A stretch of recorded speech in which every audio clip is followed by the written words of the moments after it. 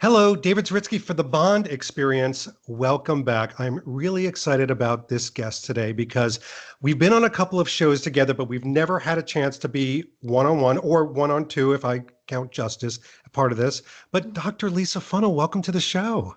Thank you so much for inviting both of us to Well, your I show. mean, I hate to say it, you're kind of a package deal. Like it's both of you or none of you. I'm good with that. I always say we are a package deal. You got to take both of us and love both of us or Yes. nothing. All right. So do you mind if I call you Lisa? I know that I Yeah, don't want to take away the front part of that, but for sure. those that don't know you like I know you, can you tell everybody a little bit about you?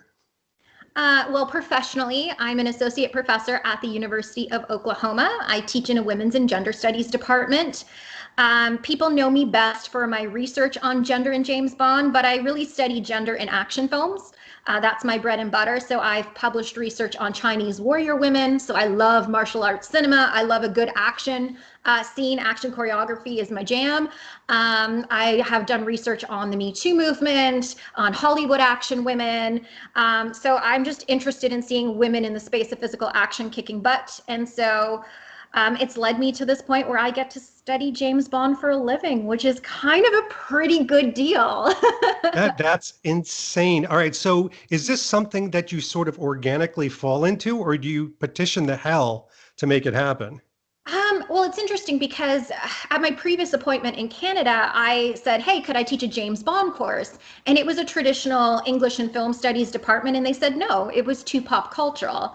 And so when I came down to the University of Oklahoma, my chair at the time is actually the interim provost now, and her name is Jill Irvine, and she was great. I pitched the idea to her. She let me do it as an online course under sort of a general topics Hmm, course code to see if it would be popular.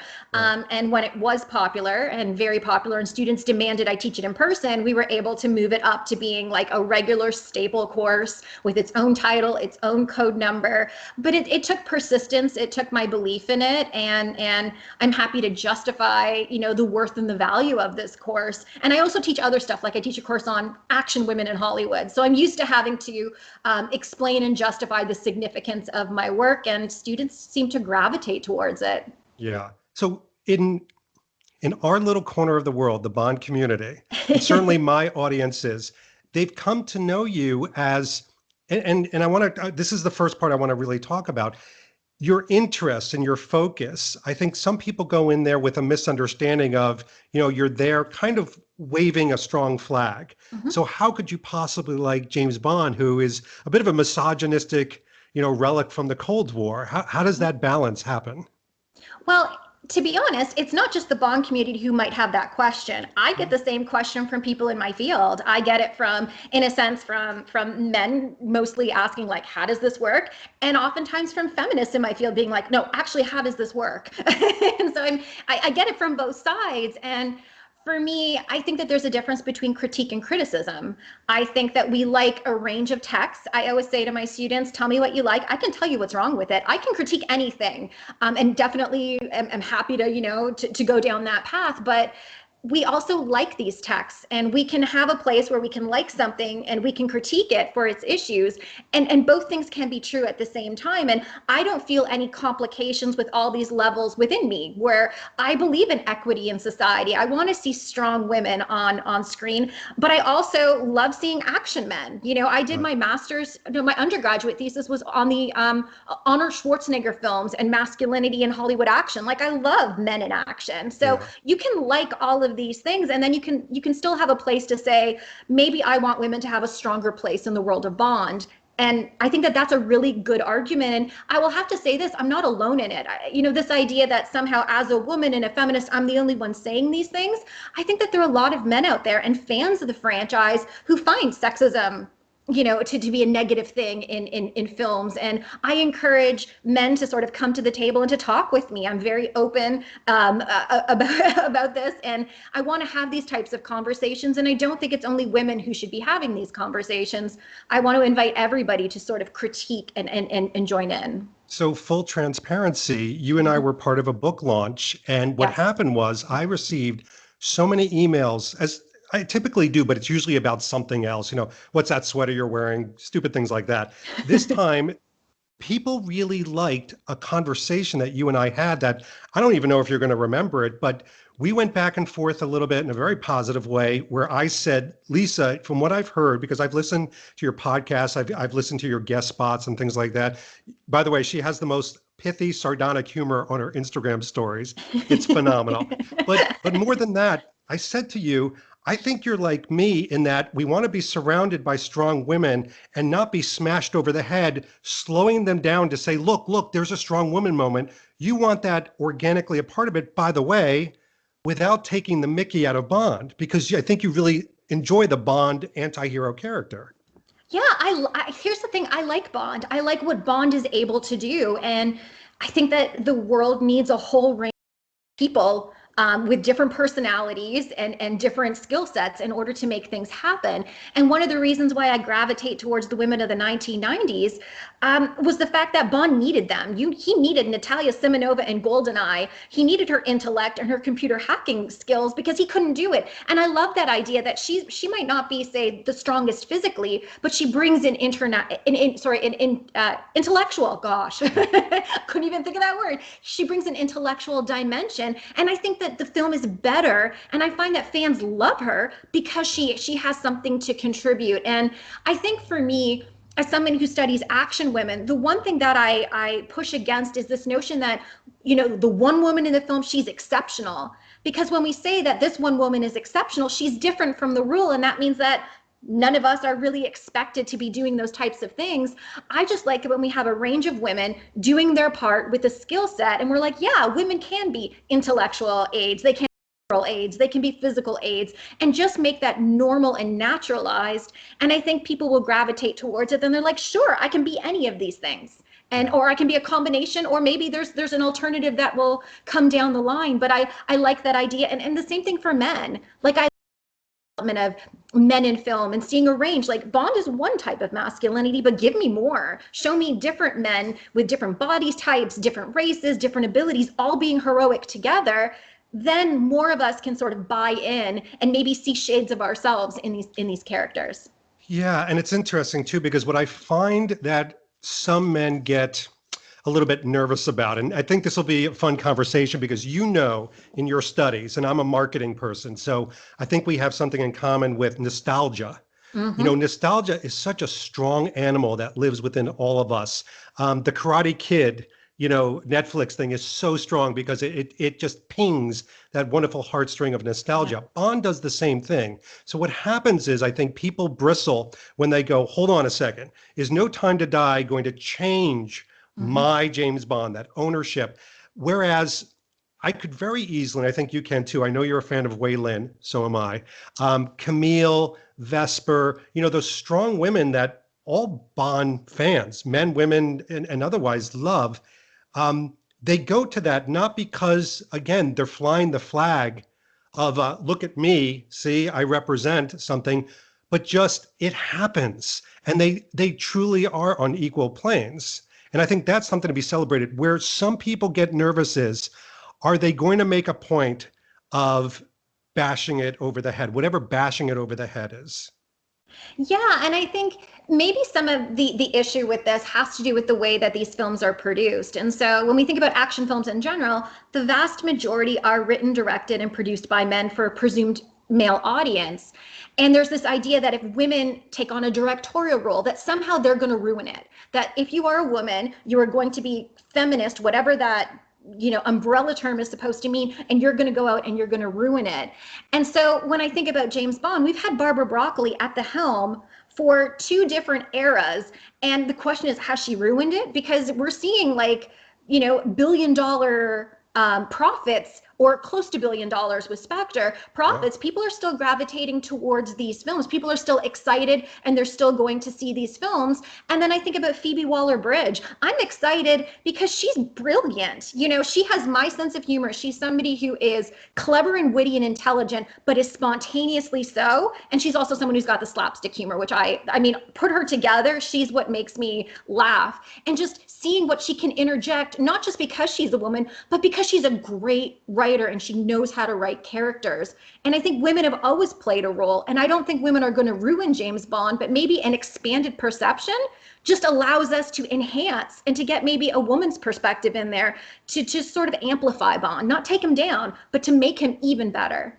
And I have a very strong opinion about Phoebe, and like first name basis, and that is the dissent against her. Anybody that says have not seen one of her TV shows Yep. or her movies or her written works, she is a genius, and I don't use the G word easily, but people have to realize something. She takes the Mickey out of women, like she talks about them farting or smelling or not having clean underwear, and she doesn't dress them up in a superlative way. Quite the opposite. In fact, she makes anti-heroes out of them in such a wonderful way. That's what I think the genius of her is. Yeah, and she does it in a way that makes everybody laugh. You know what I mean? Yes. She's constantly commenting and critiquing, but I think what she is doing is showing the many shades of women, that women are not sort of these beautiful, pretty, sweet smelling flowers. She's showing that it's weird to say, but like giving your examples, like we're kind of gross too, and we have bodily functions and we think about these things and we talk about these things, but we never get a glimpse of that being part of the women that we see on screen. We get the movie stars, we don't get the humanized women. And I think maybe that's a big issue that, you know, I always say when I watch these films, I want a woman, if she's in action, I want her to sweat. I want her hair to be messy. I want her to take a moment with like the flowing hair to be like, actually, I need it in a ponytail because I can't see if I'm running and kicking. Like I want to see sort of that real dimension, because then I believe that I'm like, okay, now I'm watching a woman in action and I'm not just watching a movie star, you know, looking pretty, trying to do action. And I think you went so far as to say you want to see that in the poster of the woman. You know, you don't want to see a poster where they're dolled up with their butts, you know, kind of facing like that. You want to have, broken capillaries, and you want some cuts and bruises. Yeah, so and the thing is, like, a movie poster is supposed to give us a sense of what we're going to see, even if it's just a moment or a glimpse. And I've sometimes found when I did my research on Chinese warrior women, I noticed that oftentimes the posters and the way that the women were presented did not actually match what they were doing in the films. Like it was divergent. And I was like, but I want to see either the woman on the poster or I want to see the woman in the film on the poster. Like I want there to be an accurate representation, because I think a woman who looks, can I say badass on your show? Yeah, you can Yes. even do F-bombs on my show. I always tell people to put the kids to sleep on these things. But badass is something that even my students are like, can I say that? And I'm like, in a class on action women, yes, you know, because we utilize it as a descriptor. The F word, we're a little bit, I'm like, hold that one off. But I want to see, you know, badass women in all their true representation. And as a marketing person, I don't know if they've really done studies to see how people would respond. I think that there's just this typical perception. I don't know. I think marketing can often not be a friend of what you're talking about. And let me explain, because I was just telling Jocelyn, Jocelyn, has the ladies who bond, and, she's got such a big heart for more things for women associated with Bond. He needs a treat. It's time for a treat. I could tell. He's getting antsy. It's like, come on, David. I thought you were going to be more vivacious than this.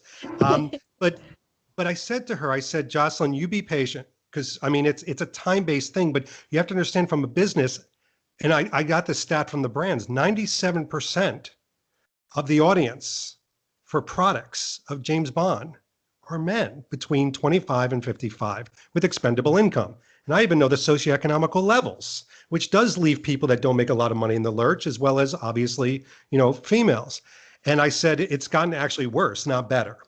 So keep on it. The voice is a powerful thing. But I will tell you from a marketing standpoint, with No Time to Die, some of the PR has been kind of interesting for me to watch. For example, I do think we could have all gone into this movie with Nomi and Bond being the usual quips that we have gotten since 1962 of, women taking the mickey out of Bond, Bond taking the mickey out of women, this tit for tat going back and forth without even like a love interest, but just kind of this nibbing at each other. It's happened since 1962. But instead, what I feel has happened, and maybe this is the media or a little bit of marketing, is they've made it now into a thing where I feel like there's two sides, where they're saying, well, hold on a second, did they take my 007 away? And hold on, is she going to take his manhood away and his badass Bondness? And I'm sure you see it as well, this kind of clashing that's going on. Yeah, and it's so hard because we only have a trailer to go off of. And I feel as though so many people are simply reacting to whatever shades or images that they've given us. And what I would like to see is what you said. I've always wondered why Bond has to sleep with every single person that he's working with. Like in the real workforce, that doesn't happen. You can What? work allied. So I know, right? You don't sleep with everybody that you know, right? I'm not in academics, Lisa, please. No. But it's never fully made sense to me, and I always thought to myself, like, certainly there has to be one woman out there that he hasn't slept with on his on a mission. And I like the idea. It's the reason why I like Camille Montez, is the fact that the two of them have their goals line up. They are supportive of each other. You can see their relationship, a very protective friendship develop between the two of them. It actually becomes quite tender, when Bond's sort of safeguarding her from the fire, and you can see her sort of being re-traumatized and him helping her through that moment. That is so incredibly powerful, and that there can be heterosocial. And so heterosocial means relationships between people of different sexes or genders that have no sexual dimension to it, that we can have heterosocial relationships that don't have a sexual dynamic to it. And so I really want a Bond Nomi banter. I really want to see it, because I think that will, the two of them talk, you've retired, you're old, well, you're young. Like, let's play on it. Let's throw those little quips. Let's make it be even handed. And then obviously, like a typical buddy movie, right? You have these differences and then you overcome it for the common good, because we need both of your expertise and everything you're bringing in order for you to be heroic. And so is that what I want to see? Yes. Is that what we're going to get? And it's interesting, just as a side point. So I can't remember who said it. So I did a presentation with Klaus Dodds in Paris a couple of weeks ago. It's on YouTube if anyone's interested. And I don't know if it was Klaus who said it, but he mentioned that somewhere in Southeast Asia, when they subtitle the films, they don't subtitle his name as James Bond. They subtitle him as just 007.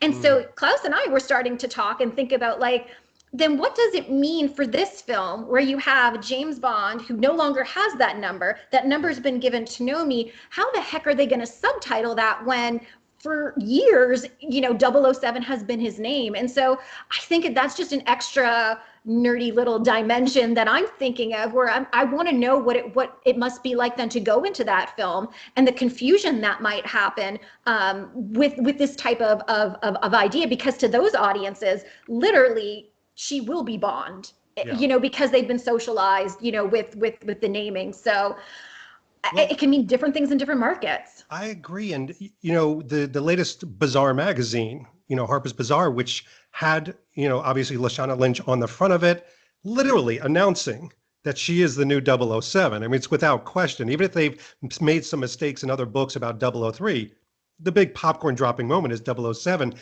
A part of me felt like that was an accident, that they didn't tell Harper's Bazaar, like, oh, I don't know if you heard. It's not going to happen till April, maybe November of 2021. But that is going to be something that, I understand it's a marketing aspect and it's probably written in very well, but it can cause confusion. I was just speaking to somebody the other day, and you may even be getting this, where people are asking, why is the new James Bond a woman? Yep. What are they doing here?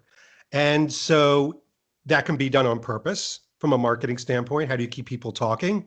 That's a way. Or not thinking about the seismic nature of doing something like that. Yeah, and I think it could be a combination. Is it any publicity is good publicity? If people are talking about it, then they're still talking about No Time to Die, even though we don't have a film till maybe April, but who knows what will happen after that, if it'll be kicked and delayed a little bit later, but people are still talking about it. Could it be a way for the franchise to test? I mean, there are all these ideas of who could be the next Bond. And typically when we think about these conversations, it's been so another white man, it's been a white woman, it's been a black man, or a man of a different race. But in that conversation, I've yet to hear people really talk about women of color taking over the role. And I mean, this is possibly the Bond franchise dipping a toe and seeing how people might react to having an agent who's not James Bond, but to have the code number associated with them. How might people react? And again, this is just, it's hard to know with social media because oftentimes the loudest voices predominate, but that's not necessarily reflective of what like everybody thinks. And so I think it's going to take the film coming out and people having conversations once they've seen it to see how things hit. And so Yeah. I don't know what the franchise, they haven't asked me my opinion, but they could possibly be doing that. I don't know. Well, if you want a megaphone turned on 10 out of 10, all you have to do is mess with the tropes and the traditions of James Bond. You know, this could be Yeah. very passionate people. And to your point, the Bond community, although I am sure that Eon and MGM and Universal, everybody would love to market to a wider, more burgeoned audience. The market today, the foundational base, happens to be those individuals that don't mind a little tweaking. And here's what I've heard, and I want you to test this hypothesis. Okay. People say, I don't mind if you change the environment and some of the people around Bond. Yep. Don't change Bond. Keep him that anti-hero. He makes mistakes. He says the wrong things. He goes rogue. He's badass. He's not overly politically correct in this world, almost like they did with the Karate Kid. They put an individual in a very, correct environment. He's not correct. And so he stands out and people are kind of rooting for the anti-hero, but also they want that safe environment around them as well. What do you think about that? I mean, I feel as though they started to do that in the Brosnan era, right? The world had changed. The women around him had changed. You now have a woman as a boss. You have women, Moneypenny saying this is sexual harassment. They started to do that. And I thought it was great. And then you sort of saw his reactions to it.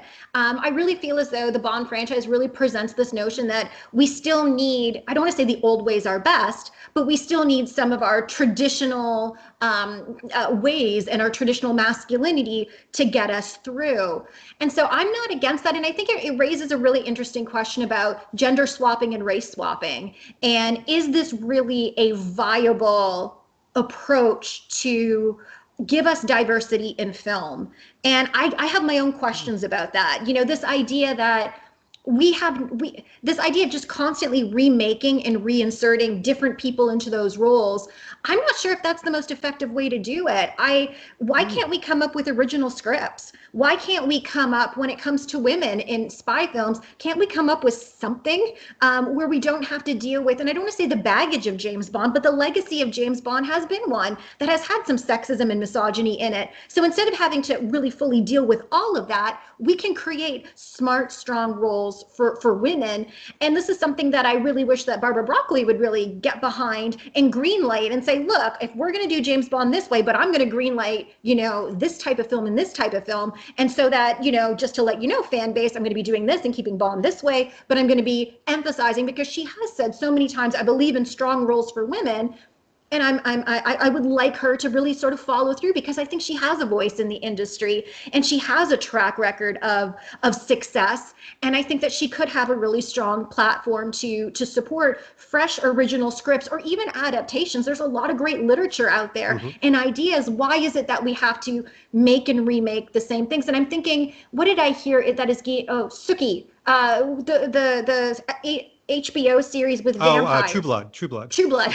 The only thing I can think of is Sookie. But they're going to remake. They're remaking that one, and I'm just like, you're telling me that there's, and I think Pretty Little Liars, is that a show? Yep. They're going to do reboot that, and I'm just like, there's no original concepts anywhere. So for me, I think that's my issue is it becomes stale if we try to keep remaking the same wheel. And I think if we really want true diversity, intersectional diversity, then we need to have new scripts, new voices being greenlit. Lisa, I don't know if you realize how important what you're saying is, and I'll tell you why. I think there's a misnomer out there, and I hope this video helps with it, where if you're a feminist, and like it or not, I know you say there's a lot of voices, you are, you're not just Dr. 007. I think people know that you carry the word of feminism. They feel like all feminists want to redo every action hero in a female form. They all want Ghostbusters, the new age, so to speak. And what you're saying is, no, let's do something original. And I mean, correct me if I'm wrong. I don't know if Barbara Broccoli or Eon did this on purpose, but the rhythm method was supposed to be not rhythm method. I can't believe I just said that. The I was Rhythm like, wait, Rhythm what? Nation? Rhythm Nation? Was that it? I think it was, yes, It's not Rhythm sure. Method. You know, It's not the Justice has rhythm had it. method. That's something He's had totally it. different. He's like, David, you don't know your onions. But I thought that was supposed to be like a quasi Bond franchise. It didn't get off the ground for whatever reason. Maybe it wasn't written well. Maybe it had nothing to do with a female lead. But I agree. I think let's see new invented stories. Yeah, and even if you wanted to make it like, okay, as somebody who recently watched James Bond Jr., I get that James Bond Jr. has this. I love it. Okay, I'm throwing it out there. I have an action figure underneath my tree that I haven't opened yet. That's the Odd Job one with Well, the. that's all the time we have today, folks. I claim it, but and I get that James Bond Jr. doesn't make sense because he's a nephew, but named. It doesn't even matter.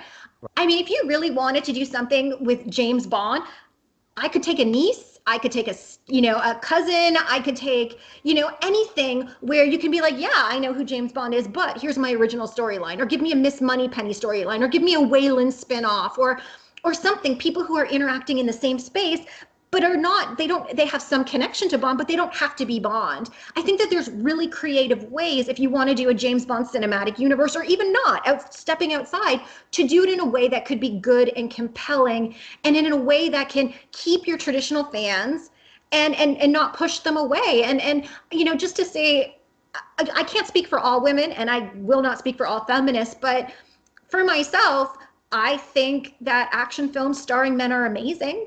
And I kind of like them. I mean, I love the John Wick films. I have a beautiful dog. I understand the anger. You hurt my dog, I will go John Wick on you.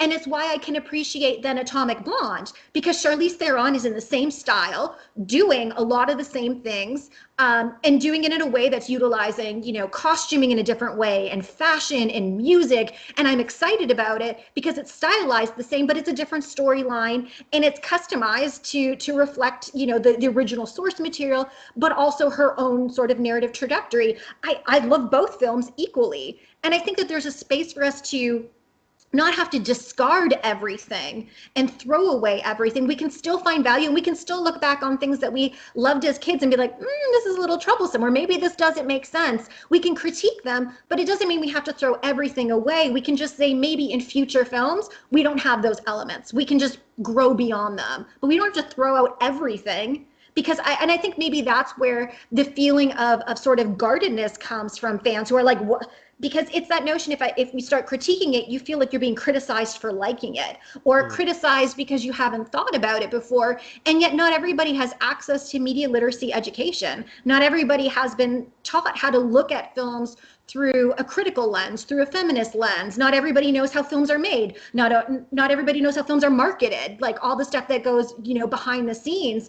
And so without that knowledge, and I think that's the importance of podcasts, right? Us coming on and sharing, like critiquing in the industry, so that people can get a better sense, so that they don't feel as though we're necessarily attacking them for liking the text, but we're critiquing maybe the system, maybe some of the marketing, so that they're better informed and that they can make better, say, decisions or choices, or maybe they can protect themselves from toxic messages. Because just like there's, negative messages that women oftentimes take in, sometimes masculinity in film sends pretty toxic messages to men about, what is valued, or, this message that you have to separate your head and your heart, that you can't be a holistic being and you can't feel emotions. Like, that's a really limiting notion for men to live.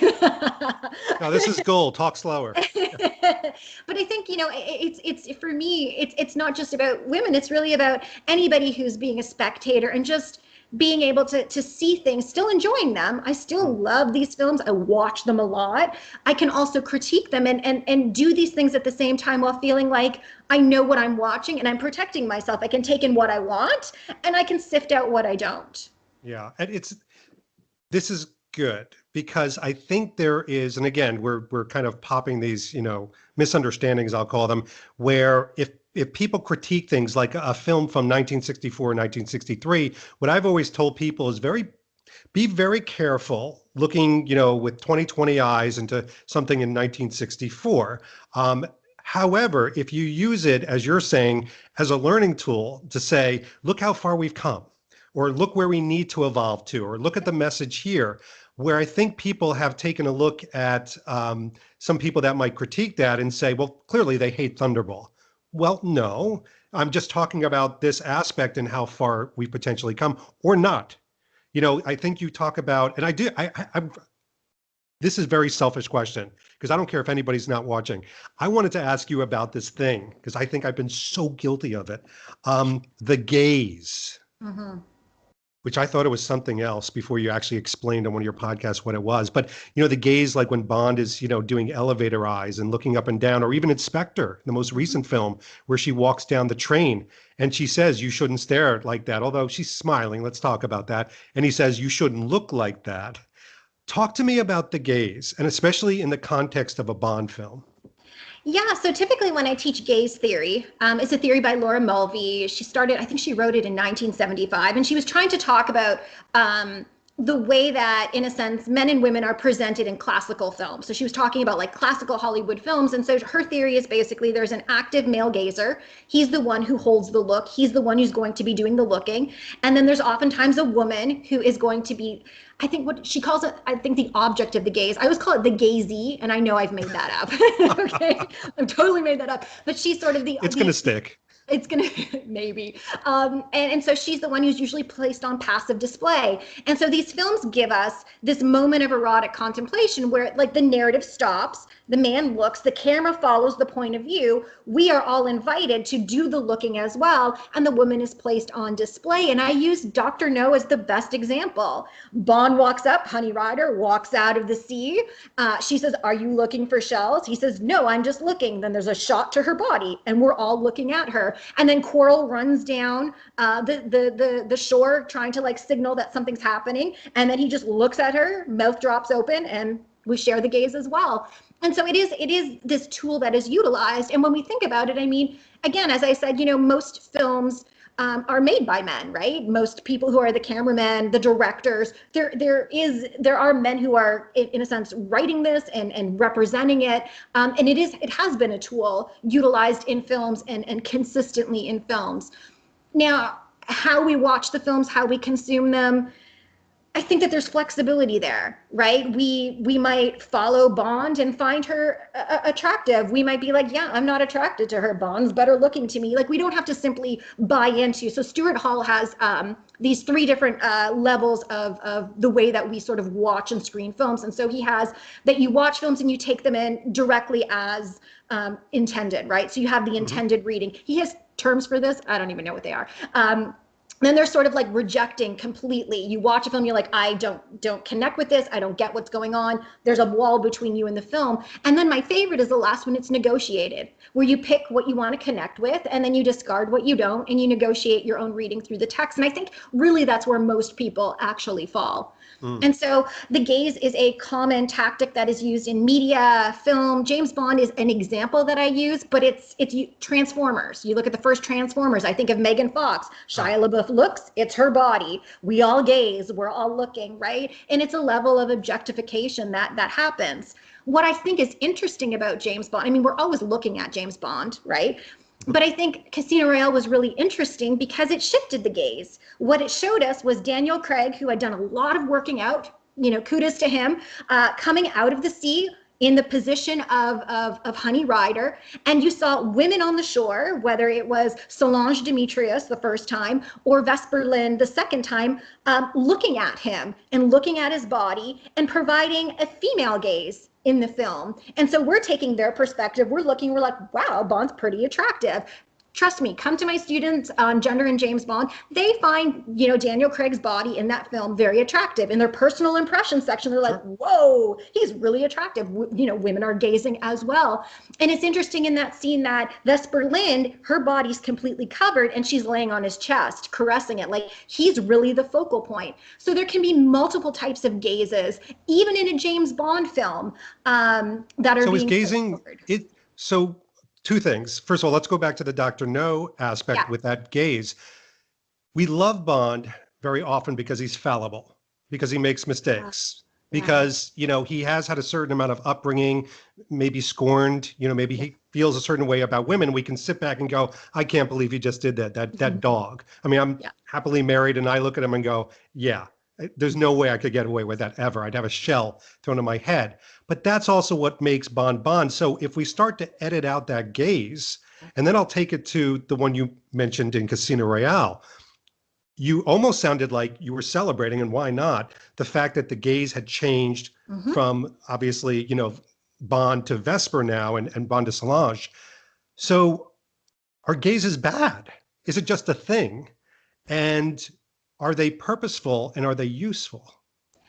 I think that's a really good question, and it's one that I ask my students. And so oftentimes you're seeing, probably with this newer generation of action heroes, there are a lot of very muscular, I'm taking the Marvel universe, right? Yeah. A lot of muscular men who are placed on display in their films. Oftentimes they work out just for, and they have like restrict diets just for that one moment where you can sort of show them. And there is, some people would say, wow, okay, well, if you're going to do it to women, you should do it to men.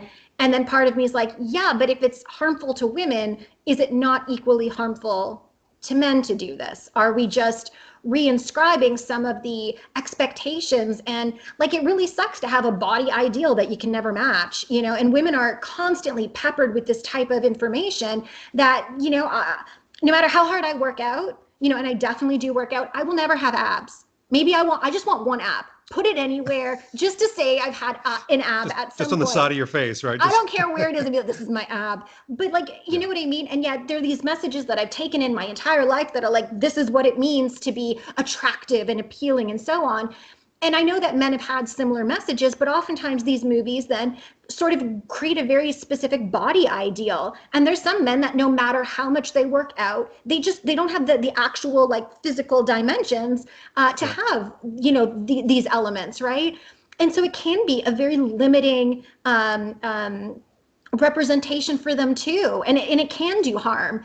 And I teach a course on body image, so I'm sort of just tapping into all that stuff. Yeah. But I think that that's something that we need to think about, and maybe this representational strategy is bad, but that doesn't mean that people can't be in bathing suits. You know what I mean? It doesn't mean that people's bodies can't be on display. But it's interesting you brought up Thunderball, not to sort of cut you off there. I'm sorry. I'm on a roll. I love Thunderball, and people have always said, but like, a lot of people in bathing suits, and I'm like, but it makes sense. You're in the Bahamas, right? Like, that's what it looks like today. Yeah. Right. That's how people just sort of walk around. And there was a little bit of, there was like fashion, like Domino has the best bathing suits of all, in my opinion, of all women. Like we can argue about this on social media, but like her off the shoulder little mesh thing. Yeah. Okay. Like divine. I didn't even notice that there was side boob. I did not even notice personally. Yeah. Like it's just, she just looks stunning, right? Yeah. And there's a way that you can have bodies being represented without being like the camera, like you said, like from her legs all the way up, and you're like, okay, now I'm objectifying, right? There's a difference in the way that it can be captured. Yeah. And I think that it's interesting because nowadays what I'm finding is, and I can even use you because you've talked about your evolution physically, and most of all doing it for you and not doing it for other people. And that's kind of also what I've done in the last 10 years of trying to transform myself as well. I will tell you that nowadays I'm finding it very heartened that most people, when they look at somebody that's in shape, it's not just in a sexual way, like I'm imagining you naked and I'm imagining me with you. It's also saying that person has discipline. Like, and if that person has discipline, if they can, take a bite of a donut and put it down, or if they get up early in the morning and do this, maybe they're doing that for the rest of their life. Maybe they're doing that for their career. Maybe they're doing it for great conversations and education and knowledge. And suddenly that's the new level of attraction. And I'm not trying to be holier than thou. I probably still lean on the side of misogyny, but I feel like that's a pattern to think about when you think about the evolution of the body. We're getting deep. No, I think it's a really important, I mean, you have a lot of people watching this who are probably going through their own issues and struggles, I always say, I emphasize health over everything. Health matters. And it's the same thing even with clothing. Okay, look, I can't wear heels. I look like a baby deer who has just been born when I wear stiletto heels. It's never going to happen. I mean, I've never really tried anyways, I heard they hurt anyway. They hurt your feet, and I like combat boots. Like, there's a way around it. So yeah, my obsession with combat boots. I want to see you go to a Bond premiere with combat boots on. I need to see that. it could happen. I will wear a fitted tuxedo with combat boots, and we'll see if they let me in. You could just wear his commando outfit at the end of No Time to Die. You know? No? Okay. All right. But I think like this emphasis on health and wellness, I'm hoping that is something that catches on. And I really want it to be something that catches on for women too, that, you know, we're not working out for aesthetic beauty, but we're working out because I have friends who do CrossFit. And like my friends are pretty badass. Like the stuff that they do, it's ridiculous. Like I have no upper body strength, and to see them just, I can't even tell you what they do at their competitions. And I think it's a really beautiful thing. And I'm very hopeful that that is going to change the way that we think about women in sort of in aesthetic ways, right? That muscularity could be another element of beauty that gets put forward. And typically when it comes to women, there's this notion that women are not active in their appearance necessarily. It's stuff that's done to you. So in a sense, you come out into public and your face is done and you get your nails done, your hair's done. Like no one's ever saying you're doing it. And let me tell you, as somebody who put on liquid liner today, it is hard. It is hard to put like a beautiful, perfect matching, like you don't like the struggle is real. And I anybody feel who so bad. I do. like And I'm not being it's so facetious. hard. I know. And you probably see this with your partner, and she's gorgeous, but I'm sure, you know, there's makeup and it takes a while to be like, okay, like, is this side matching this side? There's a lot that goes into it. And yet typically we don't talk about those things, let alone building our bodies and doing it in that way. So I'm really hopeful that we'll shift towards like, I do it with my students. I'm like, that is a great like eyeliner. Like I'll straight out tell my students because I'm like, that's an accomplishment. Like you did that. You should be really proud. Never mind a thesis and a doctorate. Damn it, look at this. Look at this. Seriously, it takes a very steady hand. And so like I find that I can connect with my students in those ways and really sort of just value the way that, you know, the accomplishments that we do or the accomplishments that we have with our own individual style, you know, people who sew their own clothes, you know, there's just a lot of really interesting things that you can do to present yourself in ways that you can take pride that you're being active in it. And I think that health and fitness, in my opinion, again, I'm not preaching to everyone, but like should probably be the goal because, you know, as we're getting older, and you know you only have one body. You're frozen. You're good. Let me tell you, I PhD aged me on the inside, not the outside. Okay, you know. I feel for you. Yeah. And yeah, so like it's one of those things where you have to really, as you get older, really start focusing in on eating well and working out because there is no magic. There's no magic bullet. There's no magic pill. You know, there's no magic surgery. You really have to safeguard and take care of your body. And it's for health reasons, not necessarily for aesthetics. But if you look good by taking care of your body, I think that's a bonus. It is a bonus. All right. We're going to play a little bit of a game. So you're going to have to flex your creative muscles here. Oh, God. But it should be fun. So it's not trivia, though. No. Okay. I suck at this trivia. is not that channel. Like, don't give me trivia. By the way, Justice has been phenomenal. Still. That's my little hint to give him a treat because he's been good. He's the best. All right. So No Time to Die, whenever it comes out, and we won't even get into that conversation. As somebody, and I could say this with a lot of validity, especially even after this conversation, as somebody who celebrates James Bond, who you do, there are certain things that you want to keep and not change because it's James Bond. There are certain things that you probably want to see, and maybe there are changes. What are some of those things on the not change? And what are some of those things on the please tweak these? And you could take as many moments as you want. Well, I mean, this is going to sound so weird. I find that the Daniel Craig era is a bit of a downer. Everything is personal and everything is so family oriented. You know, you lost me at Spectre. When Blofeld's your stepbrother, I was like, what? Monica Bellucci should have been Blofeld. I'm throwing it out there. Maybe that's controversial, maybe not, but like, oh, come on. But I would like to see, and hopefully we'll get it in No Time to Die with Phoebe Waller-Bridge, just more humor interjected into Bond. I want some more witty quips, some interesting exchanges between characters. That's really what I'm missing. I mean, I'm a Roger Moore era girl, so I know not everybody's into the eyebrow acting, but Roger Moore could deliver a line like nobody else, right? He just had the ability, he was straight-faced, and I laugh just because of his delivery. So I'd like to see just some more witty banter, and I think we're going to get it. They So say that's basically with Daniel Craig, he's the only Bond, and I kind of agree with this, that just doesn't look like he's having fun with fun moments. no. Like he's having a wonderful, loving relationship. He's not smiling. He's drinking. He's not smiling. He's on a beach. He's not smiling. With even Timothy Dalton, who gets kind of a little bit of a bad name for being the more Ian Fleming real Bond, Yeah. is smiling and laughing at moments. That would be kind Yeah. of cool to have that. Yeah, and I think, it's interesting because you see this image of Daniel Craig in this movie, and then you see him in interviews. Dude's a goofball.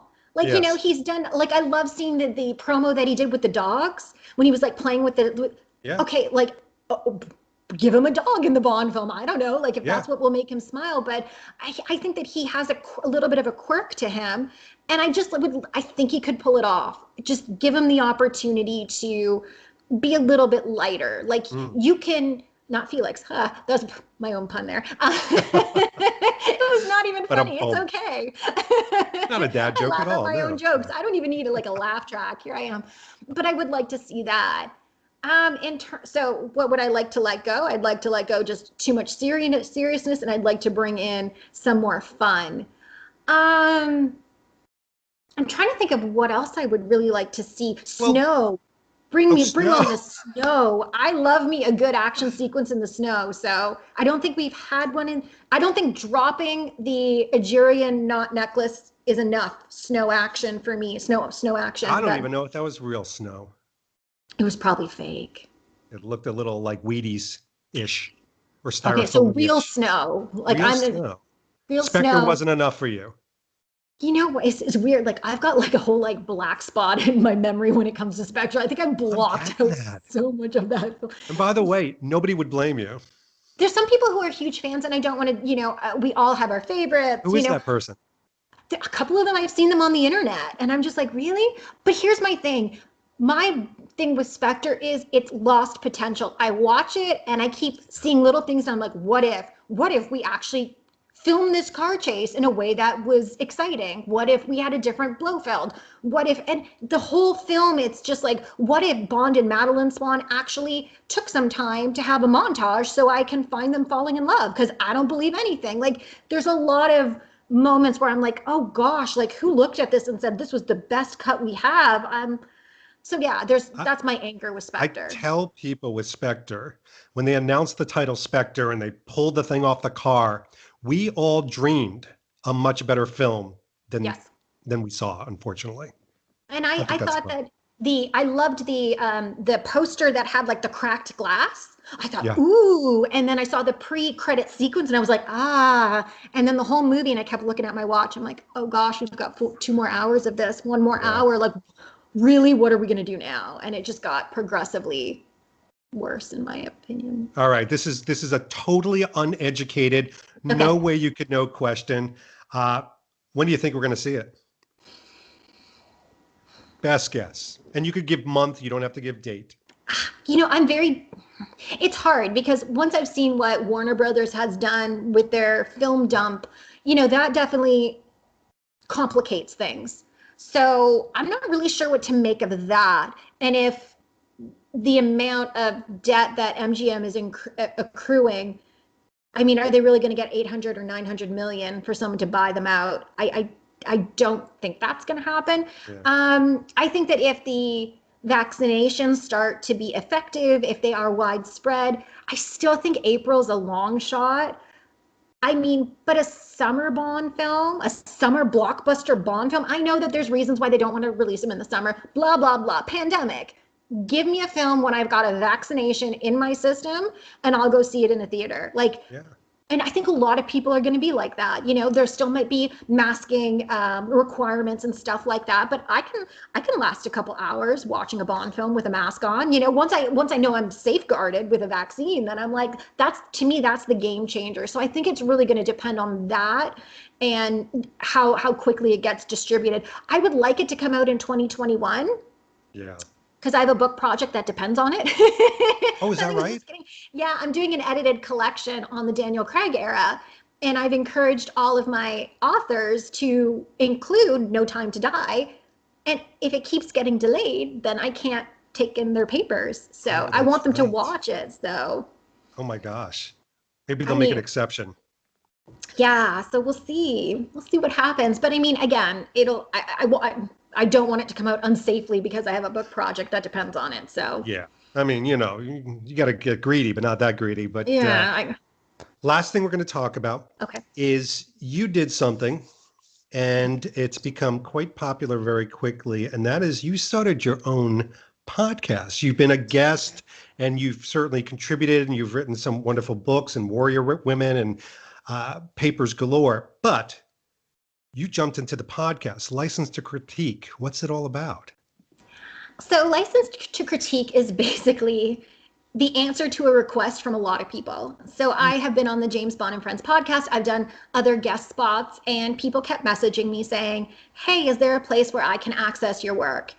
And knowing people and knowing myself, I mean, look, I don't even like to read. Like, I've written books. I don't really like to read books. I listen to audiobooks. So I still get stuff in, but because I have to do so much reading for the work that I do, I don't get pleasure from sitting there opening a book. My eyes are tired. And so I figured most people don't want to pore over blogs or academic research. And I figured, I want to then share some of my ideas more. I don't want to say in a lecture form, although it does come across sometimes that it's very lecture-ish, but the pacing I'm trying to figure out because I'm used to lecturing to students who are taking notes. So you have to have different types of pausing in the way that you phrase things and so on. But really it was a response to that and to showcase gender in the world of James Bond and beyond. And I think episode 12, maybe we have 13 episodes probably by the end of next week that will be out for this year.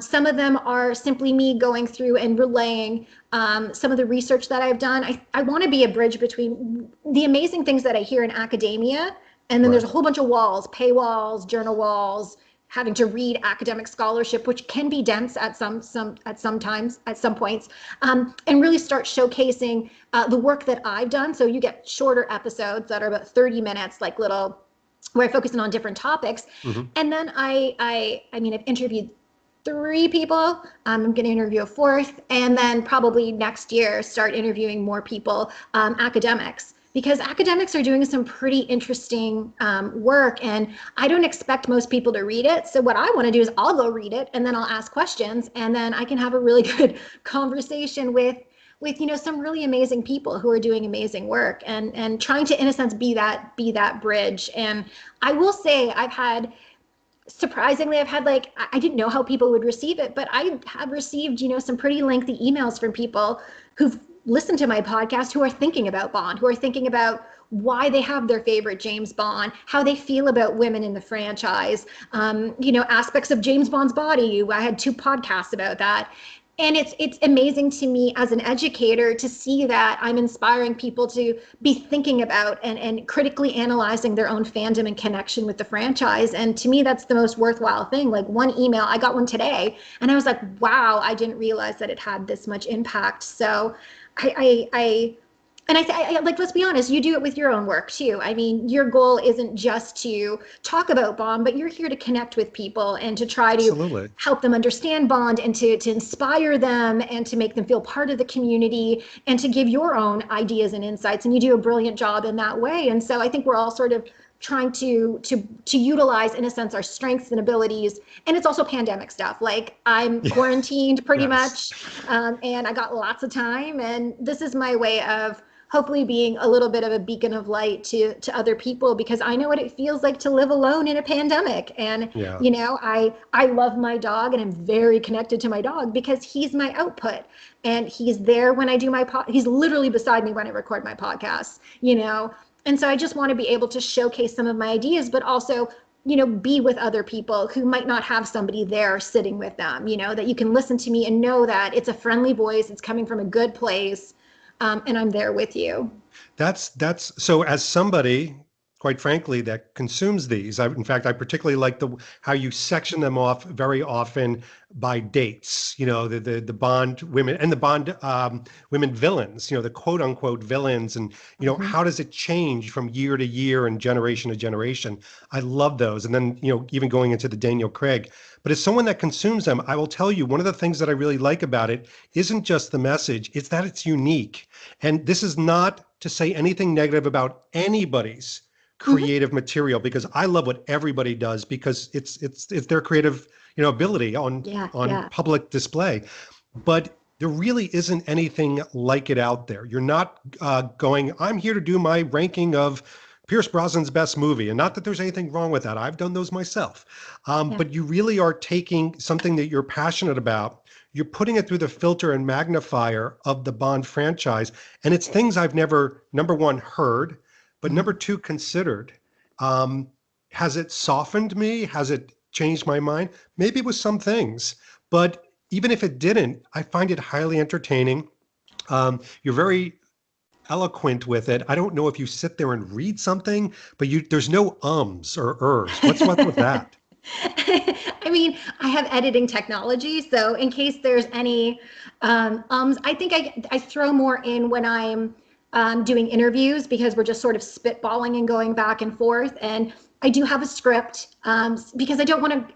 Even when I lecture, I have a script. There's a finite amount of content that I want to give in a clear and coherent manner, and I think a lot about how I phrase things, how I breathe, how long I speak. I give lectures for a living. And so you get a sense of that. And for me, I am somebody who's very organized, right? And I want to think through, it makes sense to me in my own organization. We're going to talk about this and this. Okay. And then we're going to save time, because I don't want to overwhelm you with just my voice, and then we'll talk about, this at a later time. And that's what my students get. My students get like a nice focused lesson, regardless of the topic. And I cover it in enough detail. And usually with them, I end any lecture with their voices. So I ask them questions, because, I've spoken for enough time, but I want them to leave with them thinking and engaging. So you do get a little bit of the professorial element in there. And I also did like public speaking as a kid. So, I mean, I do have a history and a track record of speaking. And I have a feeling some of that comes through. My parents, who listen to my podcast and watch it, always make fun of me. They're like, oh, there's our daughter, the public speaker. And I'm like, thanks, mom and dad. But There's worse things to be known for. My right, gosh. yeah. And so I'm glad that you find that they're like, for me, accessibility matters. Accessibility to information is a social justice issue, and I am trying to take the the work that I do and make it as legible and accessible as possible, so that people who are interested in learning about Bond from a different perspective. I've been studying Bond for almost 20 years. I'm in interesting fields. I'm doing cool, transdisciplinary scholarship. Like, I'm doing some real awesome stuff. I want to be able to bring that and bring those elements to all of you, because, like, I'm a passion person. Like, I'm doing this because I love it. And it's hard for you to see just how excited that when I nerd it out with people and we're doing, collaborative work. Like, it's a ridiculous feeling. It's a high that you get. And I want to be able to share those experiences and challenge people to think about Bond differently. And I'm known in my field for doing it. Like, I keep pushing the field in terms of women, and I'm pushing us in terms of geography, and I'm going to push us in terms of social justice and Bond. Like, I'm just kicking the crap out of, these boundaries that have been put around James Bond studies. And I want to make it more expansive so more people will come in and talk about it. So I You want to are create room. You're first of all, Lisa, I'm sorry you can't say crap on the show. You can say badass all you want in the F bomb. First of all, you're making your vision come to life, and whether this was Bond or something else, that's something to be so proud of, and I applaud you for that. But mostly, thank you for coming on.